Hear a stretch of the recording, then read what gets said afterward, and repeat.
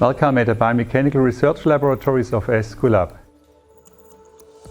It started in 1996 with implant-related biomechanics and biotribology. And today, there are 14 biomechanical and biomedical engineers, materials scientists, and computer simulation experts, and 9 PhD students.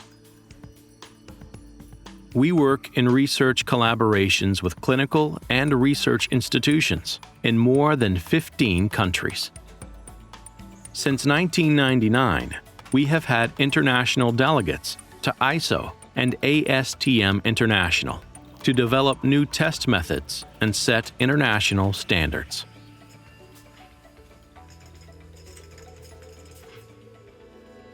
We contribute on symposia, workshops, keynotes, and instructional course lectures to national, European, and international conferences. Today, we released more than 150 peer-reviewed publications and had over 400 conference presentations. About 3,000 complete test series have been performed.